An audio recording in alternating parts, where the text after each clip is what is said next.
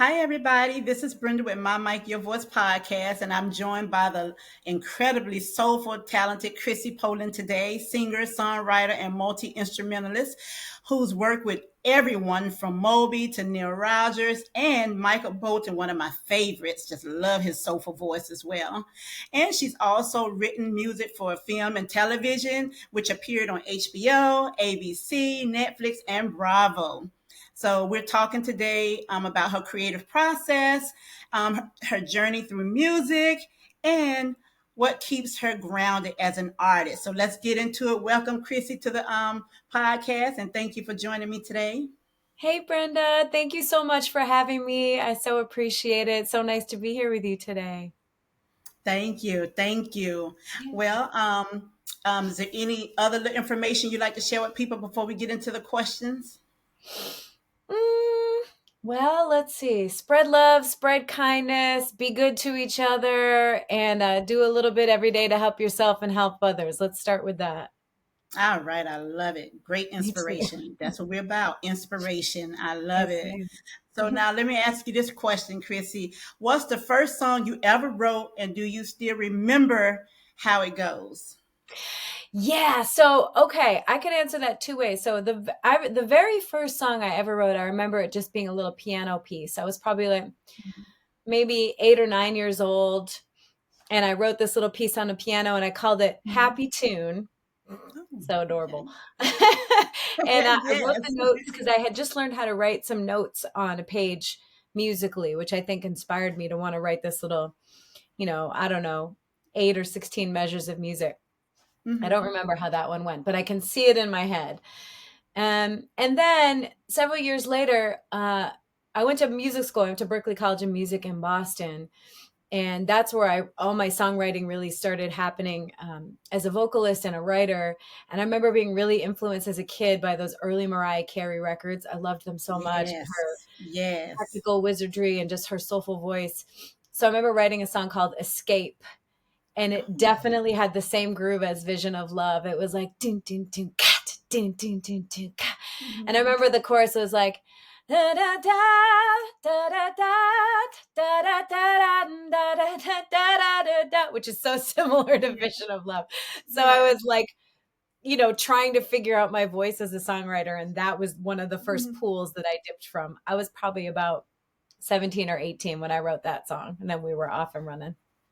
Oh, wow. So that draws us right into the next question because you know all that soulfulness. And I'm like, oh my God, when I heard her, I'm like, oh my God, she got so much soul in her voice. And so that led me to ask you, your voice has such a soulful, classic vibe to it. Who were your biggest influences growing up? Yeah. So, I remember I grew up in a small town in the south of Boston in Mhm. Massachusetts. And I can remember being a kid in the car, like if I was going to the grocery store, like sometimes my dad would take me for errands during the Mhm. weekends or whatever. And I remember getting real, stopped in my tracks, leave it on this song on the radio. Anytime I would Mhm. hear uh, anything I'm recalling now that was from the Motown or the Stax catalog, I would get really jazzed by that. I got really inspired by Paul Simon's records as a kid, James Taylor's records as a kid when I'd hear them on the radio. I can remember the first time hearing Kiss by Prince as a little kid Oh, and yes. just really bugging out. And it's funny because as an adult musician now, I completely understand why that was resonating with me. But as a kid, I didn't know anything about it. I just know how it made me feel, which is, Mhm. what music does. It makes you feel. And then hearing, as I grew up a little bit more, hearing soulful vocalists on the radio, like in the 90s, the big Mhm. vocalists on the radio, Mariah Carey, Celine Dion, Yes. Michael Bolton. He had those string of hits, those big soulful string of Yes. hits. And, um, that was very in my line of sight as a kid because it was all over the radio and it was all over TV videos. But, I grew to realize that what they were pulling from, what they were inspired by, Aretha Franklin, Ray Charles, Sam Moore, Sam and Dave, Sam Cooke. So I started digging into more of that stuff as a teenager. And Mhm. then I was just, really overcome with how that music, that soulful music, wherever it was coming from, whatever artist could connect to that, Mhm. really pulled on me here. And that's where I was always drawn to, wanting to sing, play, write from that place. Yes, yes. When I heard your music, I was like, "Oh my God, I've been missing out for so long." And I'm Oh, like, "She got thank a new you. fan now, honey," because it's just like, especially that one that I have on your advertisement Yeah. about the angel weep. And oh my God, your voice is just, oh, girl, Thank you. That means a lot to awesome. me. Thank you. Yes, yes, yes. And that leads me to ask you this one as a follow up question. So, when it comes to your creating music, and what comes first, the lyrics or the melody? Oh, that's a great question. It can vary. I would say most often I sit down at the Mhm, piano and they happen simultaneously. So I'll start to play some mhm, chords and, sing wherever my ear is sort of taking me. And things sort of can develop that way. And mhm, I kind of start to develop a lyric based on something I've been thinking, something I've been experiencing, or something I'm interested in writing about. So often they will converge in that way. However, there have been many times where I've been, in the car or even on an airplane, and I just get a little mhm. idea for a melody and a lyric, and I'll write it down. I'll pick up my phone and sing it into the voice memo app so I can remember it. Um, and then, when I get a time to get to the piano at some point, I'll develop it from there. So most often it Right. happens when I'm sitting at the piano, kind of all together. But every once in a while, I'll just get a lyric idea or a melody idea somewhere else in my travels in the world, and I'll start with Mhm. that. Okay. Yeah. Awesome. It's a good technique. Awesome. And then two, now let me see. You have a catalog. I mean, just it's just extensive. Um, what's your one lesson you've learned from collaborating with other artists? Because you, like I say, you have an extensive catalog that's out of this world. Thank you. Yeah, it's a beautiful thing to get to work with another artist. I love to work with people that I feel are, you know, um, steps ahead of me, miles ahead of me, Mhm, whatever it is, because it allows me to expand and grow. Um, so if I get the chance to work with somebody who I really look up to, who has mhm, inspired me as a writer or as a live performer or in the studio, it's a gift to me because it ups my level of ability. Because mhm, my energy wants to match their energy. My musical vibration wants to match theirs. So I'm seeking to learn in those sessions, whatever it mhm, is, whether it's live playing in real time or whether it's writing a song with somebody, trading files and lines back and forth, somebody who could live on the other side of the country or even another part of the world. They send me an idea that inspires me and lifts my game up a bit more. mhm, Um, so just learning over time to really keep ears and heart and mind wide open with collaboration. And my number one rule for myself, and I advise this to any person developing their musical abilities, is just never go into it with a no attitude. Go into everything with a just say yes or just say maybe when it comes to collaboration or creativity, because if you shut an idea down real quick before it has a chance to grow, it's like cutting off a flower before it has a chance to bloom. You don't know what could pop out of that. You have to give it some time and water it and let it marinate a bit. So, learning over time to just, even if something doesn't feel quite right in a collaboration to me, just to let it develop a little bit before we say, oh, this isn't the right thing, or let's go another way. That's where some of the most magical stuff has happened for me, by just letting the space exist and keeping the mind open. well, that's some good advice, especially if you're looking to pursue music and you want to collaborate with different ones. Yeah. Don't be so quick to say no. That's good advice. Yeah. Yes or Keep the maybe. mind open, the channels open, all that. Yeah, yeah. Because that's probably why a lot of artists later you hear them say, "Oh, I regret not getting on this song, and I regret not doing that." Yeah. Yes. One of my Yep. favorite artists. I remember him saying that. Kenny G. He said that's what he regretted, but not jumping on that one song with Luther Vandross, the one he did with Oh, Mariah Carey. Yes, that's endless. He right. regret Oh, not that's doing so that. nice. Yes. I got a Kenny G story for you too. I knew that you loved him. So Kenny and I played one show together once with Michael. Oh, awesome! Yeah, it was really, Awesome! really fun. It was a private event. It was the first time I got to meet him. He was lovely. He was fantastic. We had a great time hanging. We played 4 songs together.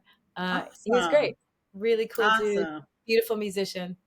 Yes, he is. Very sweetheart. Yes. I love going to his shows. Yes, I'm a huge fan, as you know. Yeah, Yes. yes, I do. Him and Michael Bolton. Yes. Oh my God. My two favorites. I Yes. love it. Absolutely. Now, let me ask you this, Chrissy. Um, what's one song of yours that you feel most connected to and why?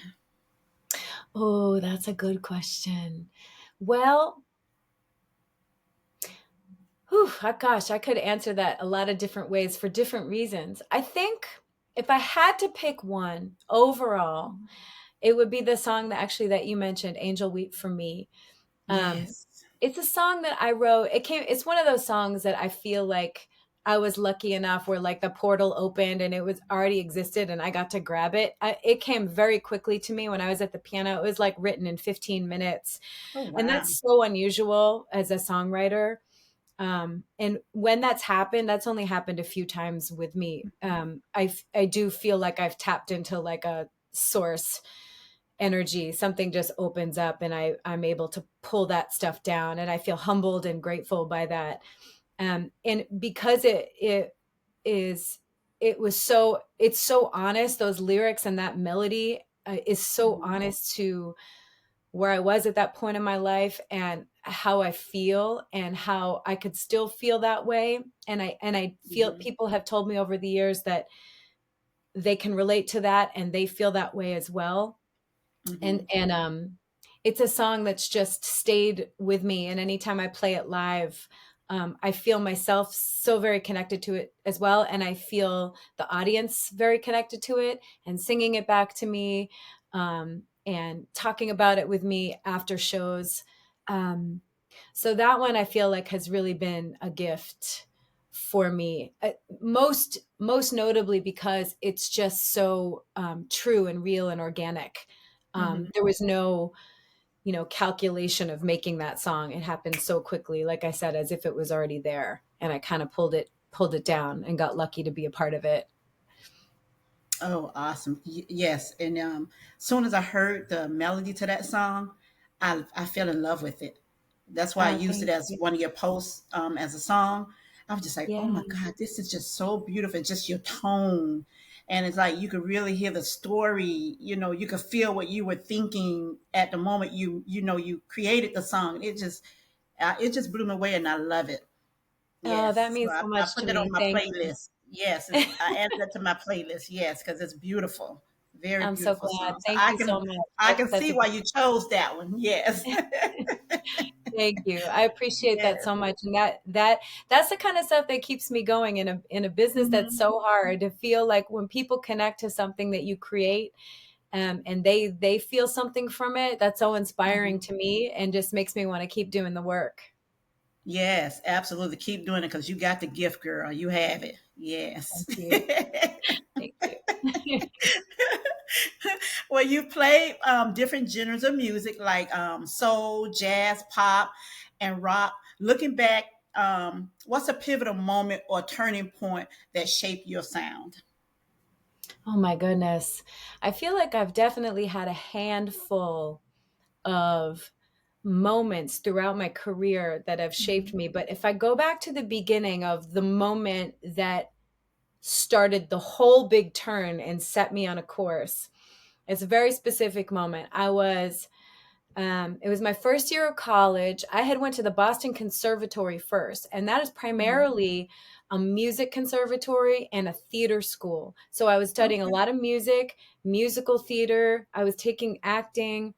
I knew that had music in me and I wanted to perform. I felt this burning desire to go out into the world and play and connect with people through music. but I didn't know exactly through what medium. So, I had done a bunch of plays growing up because there was like a local theater group where I grew up, and a Mm-hmm. theater club in my high school. And I was doing that all the time. So I figured, okay, well, I guess I'll just keep doing this. And I went to that school the first year, and it was cool. I learned a lot of stuff, but something didn't feel like it was clicking for me. Like I did not feel like I had tapped into the thing that I wanted to do for the rest of my life. I liked it Mm-hmm. and I enjoyed it. And I still love, like, anytime I can put on my musical theater hat and do a musical, like, I love it. I'm a theater kid at heart. But there was something else I was seeking and I didn't know what that was. And some of the kids at we were like all having lunch one day, and they said, "Oh, we're going to go to Berkeley College of Music," which was across the street. Mm-hmm. "Tomorrow there's a gospel concert. We're going to go see the gospel concert. Do you want to come?" And I said, "Sure." So I Mm-hmm. went. We walk into the performance center, and these 8 singers walk out on front, and they all had microphones, and then the gospel choir was behind them. So the 8 singers out front were like the featured vocalists, and this was like Mm-hmm. traditional gospel music with gospel voicings, like right out of the church. And I sat in that room and I heard them sing and I heard that music, and I left my spirit left my body. I was so moved, and I felt so connected to the soul of what they were doing, the sound Wow. of it, and desired so deeply to get immersed in it, learn from it, be taught. It was all I could do to hold myself back from like tackling these beautiful vocalists and hugging them and telling them you have changed my life, inspired me. The next day I transferred to Berklee College of Music. I left Boston Conservatory. I went over, I put in my transfer application, Mm-hmm. and the first thing I did when I had the opportunity to the next semester was to go audition for the gospel choir. And I studied, and I took lessons with a couple of the kids that were already in the choir. I sought them out, and Mm-hmm. I got to be in that choir, and I learned so much. For Dennis Montgomery, who is the head of the gospel choir and still a big gospel vocalist, soul vocalist in Boston, um, that set me on a course of learning and education and absorption of music I had not learned about and had the privilege to be steeped in yet. Mm-hmm. And from there grew everything else. Every person that I connected with through that choir, I had something to learn from. Whether it was like, "Oh, Wow. check out this artist," or, "Oh, check out how this you stack these voicings," etc. Wow. So many things. And so from then on, the rest of my life, I've had a lot of moments where, a person or a moment really shaped me even more. But that was the beginning of everything. And Mm-hmm. I hold that so, so dear in my heart, and just feel so honored that I got to be a little piece in there and learn from that situation, because it changed everything for me. Yeah. Sound like an out of body experience. For real. For real. Yes. And you made the right choice, honey. Trust me. Yes. With your vocals and your talent, you made the right choice. Well, Absolutely. thank you. And that's the thing. I feel like if we're all willing to keep our eyes and our ears Mm-hmm. open, even if we don't really know what we're supposed to be doing or where we're supposed to land, if you are staying true to what feels right in here, Mm-hmm. the universe or God, whatever you want to call it, put stuff in front of you eventually that says, "Here's a path, take a step," and watch the rest of the stuff open up for you. And I've seen that pattern over and over again in my life when I'm willing to do that, set Mm-hmm. your own thoughts and even your own ego aside and just kind of listen Yes. and say, "Okay, I'm ready. Show me where I'm supposed to step." And then if you take that step and watch things get revealed more and more. Yeah. Yeah. So, see, you saw your opportunity, doors open, and you knew exactly your path you wanted to be on, and you took it. Yeah. And we're benefiting from it because, like I said, I just love it. I love your music, love your tone, love the soulfulness, just love it, honey. I'm a huge fan now, so you got a new fan, honey. Thank you so much. I appreciate that. Thank you. Absolutely. I'm looking forward to whatever you put out next, honey. I'm going to be watching. I'm even checking to see if you're going to come to Orlando for a show. Oh, yes, we'll be there. We'll stay in touch. Anytime I'm there, you come on. I'll get you. Okay. Hey, I'm gonna be there. Absolutely. I love it. Now, if you could travel Chrissy back in time, we're doing like a little travel backwards now. Our younger self, like you just getting started, and you could travel back in time and do a jam session with an artist from any era. Who would it be? Oh my God. Okay. Yeah, who would it be? So if I could just jump through the portal of time and just sit down and play with anyone, I got to Yes, pick one. you could choose. It could be more. It could be more. Well, let's see. I could answer that a lot of different ways again, but I feel very lucky. Like the generation right before us, the boomer generation or whatever you want to call it, the next generation, which I think is X, and then millennials, that's us, like the millennial generation. Mhm. We got to benefit from all of the music that began, when rock and roll began, Mhm. in the early 50s, or even before that, because it really started with blues music. And then, Chuck Berry became what Chuck Berry did and set off a firestorm of every domino fell from that. Johnny Be Good. It was like, that was it. Rock and roll was invented. Yes. And then as the decades rolled on into like the 70s, the 80s, the 90s, when I came up in the 90s and absorbing music, we've been alive, or our parents have been alive with the greatest music of all time. So, if I could go back in time, I don't have to go that far. Some folks are still alive. Honest to God, Yes. at the one that I always come to, who I was alive with, we were alive with, and isn't with us anymore, is if I could just sit in a room and play music with Prince. Oh my God. Yes. And Girl. Yes. I have friends that have been in his band. I've heard the Wow. stories. I have friends that run his Front of Sound. I've heard all Wow. the stories. Wow. But, you know, just to be able to sit down in a room with him and a band and just commune and absorb and learn and get my butt kicked, like, yes, like, absolutely. I could see Maybe that. That. maybe a number Oh. one. Yes, I could see that jam session. Yes. Yeah, because Oh for yes. Prince, for me, it's all the things. Because Prince was a songwriter. He was Hmm. influenced by Joni Mitchell. He loved Suzanne Yes. Vega, but he's James Brown, and he's funk, and he's a Mhm. multi-instrumentalist. Plays every. So what you could absorb in the room, it's like being in the room with Stevie. And Stevie's still here. He's still with us. So I'm still keeping my Yes. fingers crossed. That's possible. Oh, well, let's hope so, because that'd be a nice collaboration with Stevie. I'm still Yes. throwing that into the universe. But no, Yes. my big three have always been Prince, Michael Jackson, and Stevie. Those Yes. three, to be able to commune with them musically on any level, heaven.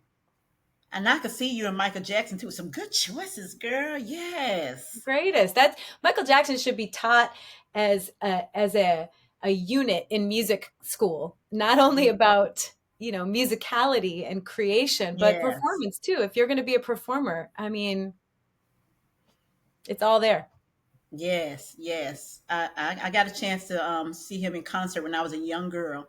Oh Oh my my goodness, I'll God. never forget it. Yes. Wow. Yes. What did you see him as, the Jacksons, or did you see him as like off the wall era, or Solo. He wasn't with the oh my Jacksons. It was by himself. God, Yes.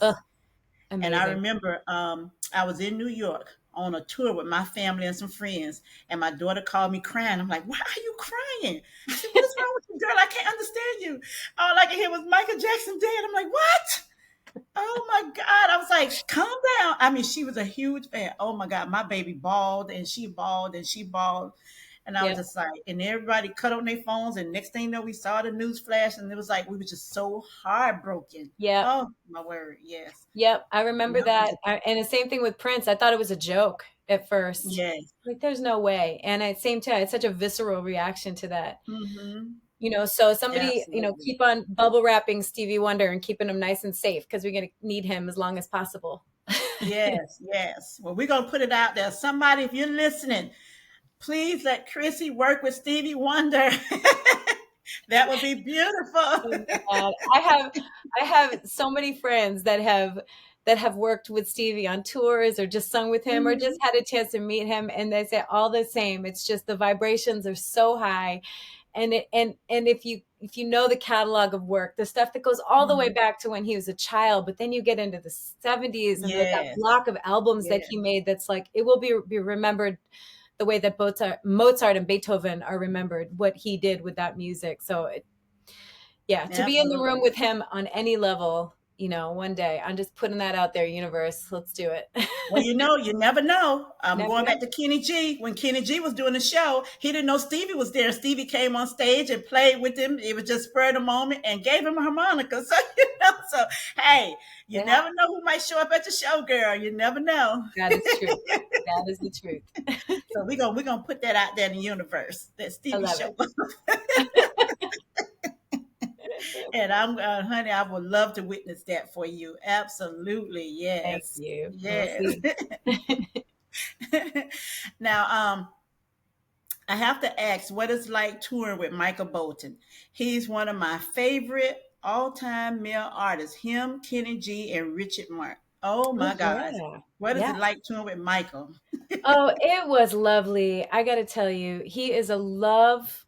He is a sweet, lovely, kind, very funny, um, very brilliant artist, as a writer, obviously as a vocalist. His Mhm. story, not a lot of people know, his story, his trajectory, so he came into the public spotlight late 80s, early 90s as Michael Bolton, the vocalist, but he had Mhm. struggled so many years leading up to that as a songwriter, doing different styles. He was the guy with the guitar, acoustic, Yeah, soft I remember him vocal. being in rock. He was trying rock before. The Yes, he long, was beautiful almost like hair. that. Yes, Yeah, the hairband, the heavy metal hairband rock stuff, yes. all of those things. And that's what's so interesting about this industry, especially at that time. The industry is Mhm. shifting all the time, but at that time, you could be sort of in and around, circling major success, and something doesn't hit, you try something else, it doesn't hit, something Mhm. doesn't hit, you try something else, and you just keep going. And for Michael,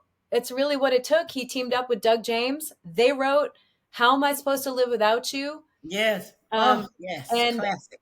that was it. That started him on his trajectory. And then he came into, the time when it was the they just put the focus on him as an artist and as a vocalist, and he had all those records, all those big hits. And I remember watching him as a kid. I would Mhm. watch him on TV. I would watch him sing "Back on My Feet Again" and be like, "Oh my God, Yes. this voice and this melody that was written by Diane Warren." So Yes. so touched by that stuff. And then I blink and I'm on stage with him and we're singing it. I'm looking in his eyes and we're duetting these songs together. Yeah. Those moments are so surreal, and Yes. they're never lost on me. There's so much gravity for me when those moments happen, and it just speaks to the magic of when you feel so connected to something, and you Mhm. follow that path and you're willing to be on the long journey. It was a Mhm. long time between me watching him on the TV and me being on stage with him. Yes. Touring Many with him. things happened in Yes. between. But there we were, and then we go from, superstar to a kid longing to be like that, to people who become friends communing about music. And he tells me the same feelings he had about growing up listening to Ray Charles on the radio, and then all of a sudden Mhm. he's in the studio with Ray. So it's like we all have the same stories as we Yes. as we move along through this funny musical journey eventually. Yes. But yeah, he's lovely, and singing with him, it always felt like it was the Olympics. Anytime we'd go on Yeah. stage, it was like, just the most powerful, need to come from the guts. And it was a joy and an honor to serve those songs up on stage with him. One of the great joys of Yes. my life. So how did you get that connection to be the one to tour with him and sing with him? Like so many things in this business, it really comes down to who you're connected with and who you Gotcha. know, because the recommendations really, you have to build up your reputation. So you got a recommendation from the inside, that's much more likely than an artist holding mass auditions and trying to Mhm. find somebody in the outside world. So I had friends that were in the band that I had known from my years just coming up in the clubs in New York, going around to jam sessions and meeting people and building Mhm. relationships. And when the time came where they needed a vocalist, I had two friends already in the band that said, you should call Chrissy. And Oh, on nice. their recommendation, the manager called me and said, can you make a video of yourself singing these songs? I made a video right away, sent it. Michael looked at it, signed off. Here's the tour schedule. It's like, that's exactly how it happens. Awesome. Yeah, Awesome. it's Oh my wild. God, yes. I finally got a chance to see him a couple years ago, maybe 2 years ago. He came to Daytona Beach, Florida. Now, were you with him then Yes. in Daytona Beach? Yeah.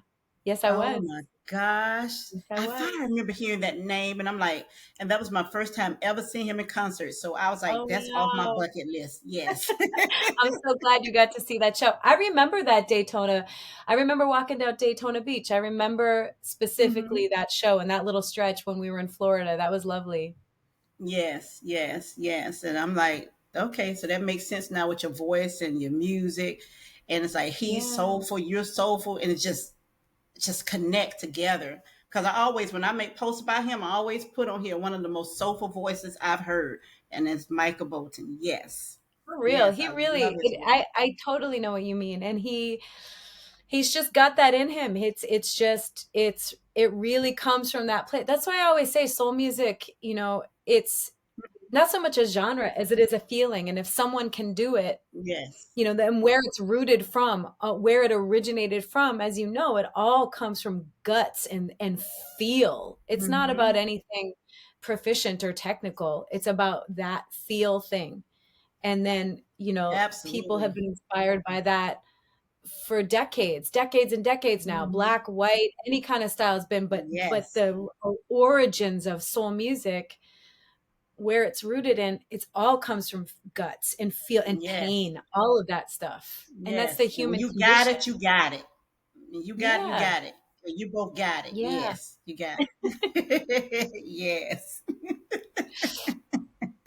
Now, going speaking of venues and touring and doing shows and things like that, what's a dream venue that you haven't played yet, but you would love to play? Oh, I got a couple of them. Okay. Um, Carnegie Hall, Oh, nice. Red Rocks Amphitheater. Okay. Um, let's see, what's one more? Those are really up there. Radio City Music Hall, just Hmm. because it's New York. And I came Yes. to New York. I moved to New York. I didn't know anybody. I moved into a basement in Queens. It took me 20 Oh, minutes to wow. walk to a subway. And I the moments where I have been able to sing and play live at the biggest venues in New York feels like such a victory. It feels like such a Hmm. triumph. And it all comes from that, just building just one tiny little step, one relationship, one brick at a time over Right. long periods of time. And it beats you up. New York is mean when you get there and you don't know anybody. And Oh. you're just trying to figure out how to pay your little rent, and Hmm.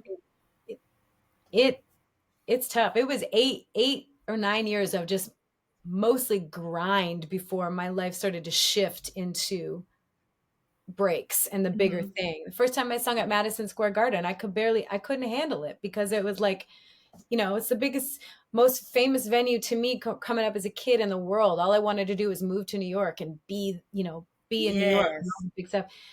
And then, through a series of events when it happened. So yeah, those venues, but especially like the big ones in New York, like Carnegie Hall and Radio City, that holds Hmm. such special meaning for me, because of New York feels like it grew. New York is the city that grew me into the artist and the person that I am.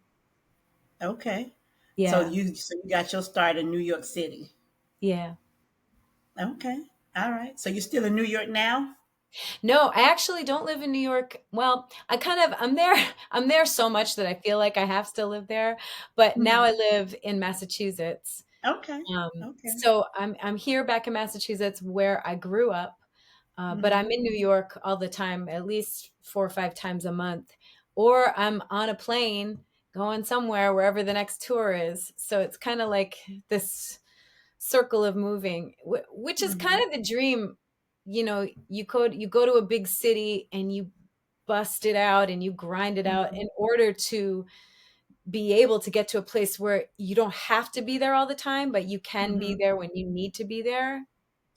That's a dream as well. So I can have more of a balance. Like there were Yes. so many years where like I saw people that weren't in music, people that I knew growing up that were like going off on their little vacations or like Hmm. just living like an easier life. And I was just, in deep Brooklyn or deep Queens in my little shoebox apartment playing gigs to make rent and just feeling like, oh my gosh, is this how it's going to be forever? But there was no way I could quit. I had to just keep trying until something shifted. Hmm. Yeah. Yeah. Well, like I say, you chose the right profession. Thank you. Yes. So you're utilizing that gift. Absolutely. Thank you. And I know we touched on it already. And you told me Prince, Stevie Wonder, Michael Jackson. But if you had to drop everything to do a collaboration with just one person, who would it be? Who's one person right now? Yeah. Like, okay, let me think about that. Oh, there's so many. Somebody that you just like, oh, I just want to do a duet with them. I wish I could do one with Faith Hill and Tim McGraw. Oh my gosh, I Oh love yeah, them. they're fantastic. I love them. My goodness, it's so hard for me to choose one, but there are so many. But you know, for the legends, for the icons that are alive right now, Hmm. um, to be able to sit across from Elton John at a piano and Oh, play and that's a sing good choice. together, That's a good choice. Paul McCartney, to be able to sit across from Paul McCartney and sing a duet. um for somebody there's so many wonderful artists that are coming up now too that I'm super inspired by. um oh my gosh, there's just so many. I love even Susan Tedeschi, who's a great blues and R&B singer. She plays Hmm. guitar, Tedeschi Trucks. She grew up a town over from where I grew up, and her and I kind of been circling each other for years, as she's a little Okay. ahead of me down the road. But getting to just get together with her on a guitar, me on a piano, and us do a duet together, I would be in heaven. Oh wow. And Yeah. I was listening to your music. I would love to see Kenny G jump on a track with you. Oh my God. Yes. Oh, Yes. he's great. We'll have to Yes. call I him would up. love to have that saxophone in your voice. Oh yes. Would love it. Yes. That's one of my picks for you. So I'm putting it Yes, out there. ma'am. I'm in. I'm gonna work on that. Absolutely. So that's my choice for you.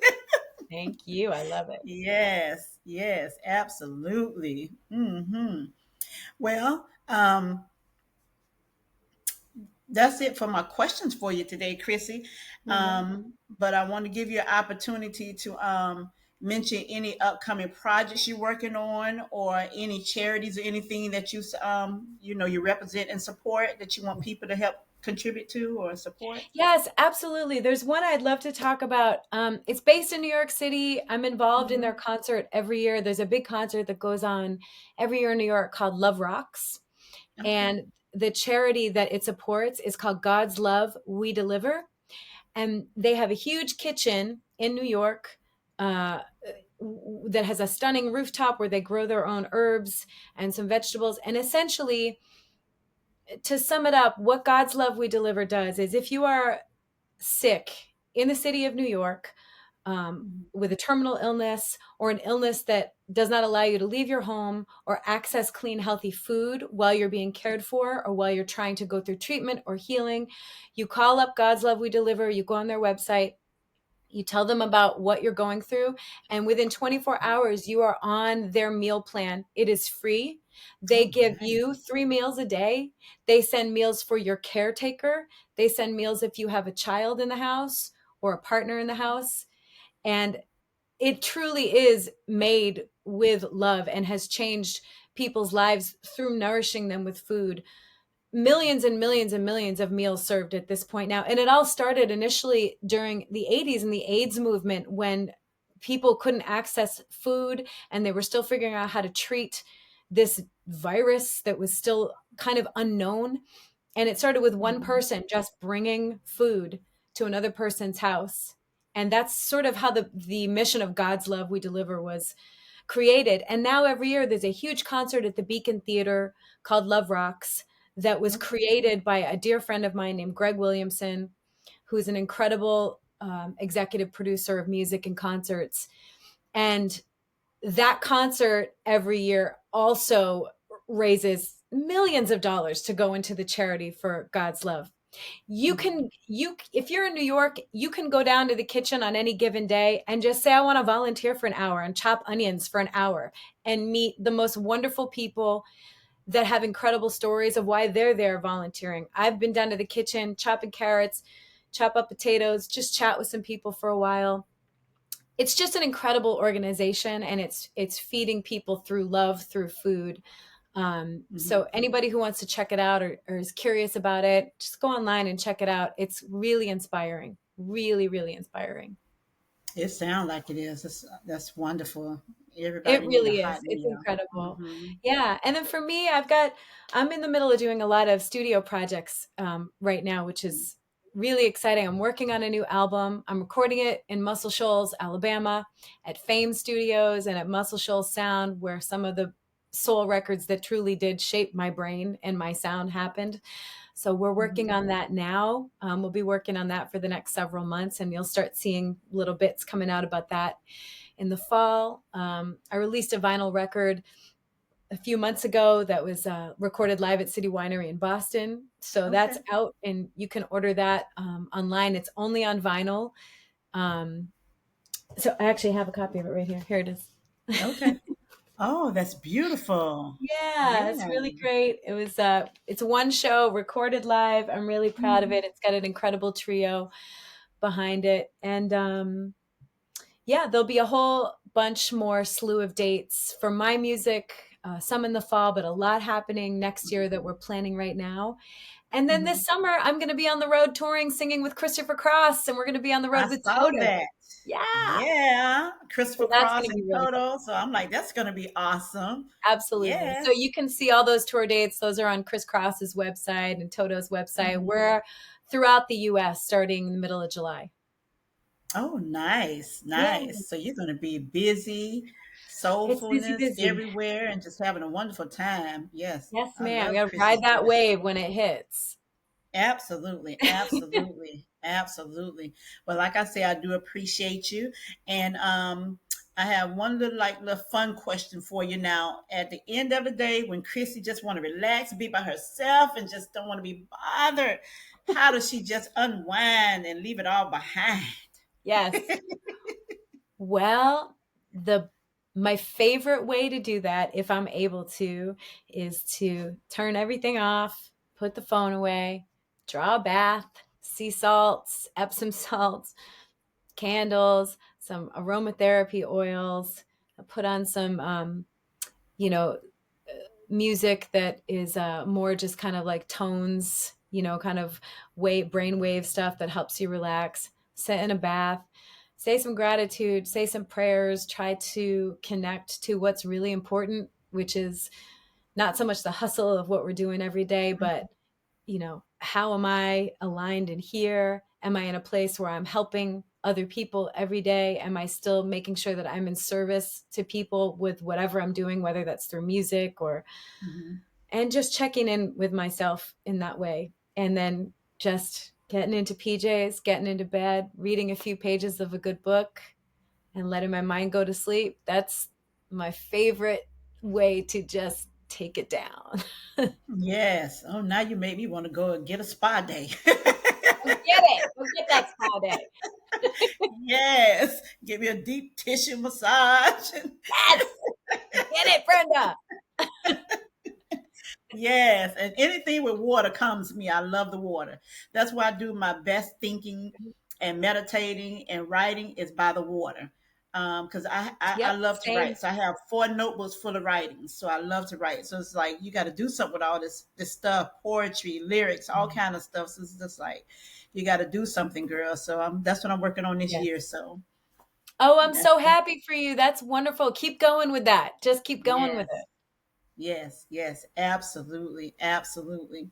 Love it. Well, once again, Chrissy, thank you for joining me on My Mic, Your Voice podcast. That's a wrap for this episode. Next week, we're going to have the fabulous, um, funny, cute Forenza Neiman on. Love So she's going to be on next Thursday. So I'm excited about that too. Like I said, I'm grateful. I'm honored. I'm glad to have met you. I look forward to keeping in touch with you and following your career. Like I say, I'm a new fan. I'm stuck now. So I'm stuck on you like glue now. Well, thank you. I'm honored too, and I'm grateful for the time. Thank you for inviting me. And yes, you stay in touch with me, and Yes. we'll keep in touch. And when you see me coming around your area, you just holler at me, and I'll get you. You come to all the stuff. I'll hook it up. Okay, absolutely, absolutely. Because I'm like I say, I'm following you now, girl. So I'm going to keep up with it so I can see a show. Absolutely. Yeah, you'll be All there. I'll right. get you right down there in the front. Okay, absolutely. Well, thank you, Chrissy. Like I said, it was a pleasure. It was an honor. Keep doing you. I look forward to wishing you all the best on your touring this year. And Thank just go you. out and have a wonderful time. Thank you so much. I will. I appreciate you. Have a beautiful rest of your day. Thank you. Thanks, Brenda.